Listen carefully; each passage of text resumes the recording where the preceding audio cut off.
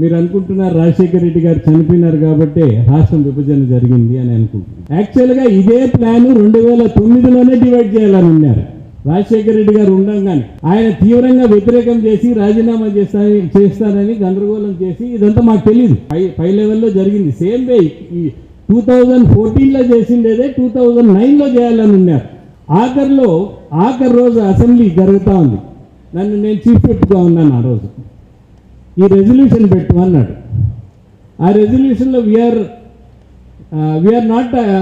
For the state of Telangana అని రాసింది. నేను చదివాను. ఏందన్నా ఇది, మన ఎలక్షన్కి పోతున్నాము, we are for the state of Telangana అనేది how can we say that? And Rosaiah garu committee వేసి ఇది పెట్టు అన్నాడు.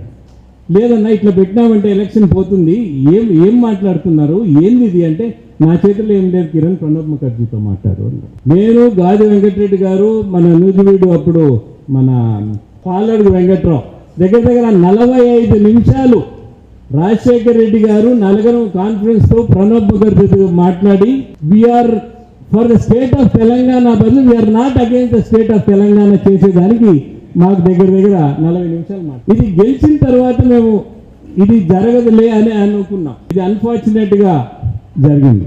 మీరు అనుకుంటున్నారు రాజశేఖర రెడ్డి గారు చనిపోయినారు కాబట్టి రాష్ట్రం విభజన జరిగింది అని అనుకుంటున్నారు. యాక్చువల్గా ఇదే ప్లాన్ 2009లోనే డివైడ్ చేయాలని ఉన్నారు. రాజశేఖర రెడ్డి గారు ఉండగానే ఆయన తీవ్రంగా వ్యతిరేకం చేసి రాజీనామా చేస్తానని గందరగోళం చేసి ఇదంతా మాకు తెలియదు. పై లెవెల్లో జరిగింది. సేమ్ వే 2014లో చేసిండేదే 2009లో చేయాలని ఉన్నారు. ఆఖరి రోజు అసెంబ్లీ జరుగుతూ ఉంది. నేను చీఫ్ విప్గా ఉన్నాను. ఆ రోజు ఈ రెజల్యూషన్ పెట్టు అన్నాడు. ఆ రెజల్యూషన్లో we are for the state of Telangana అని రాసింది. నేను చదివాను. ఏందన్నా ఇది, మన ఎలక్షన్కి పోతున్నాము, we are for the state of Telangana అనేది how can we say that? And Rosaiah garu committee వేసి ఇది పెట్టు అన్నాడు.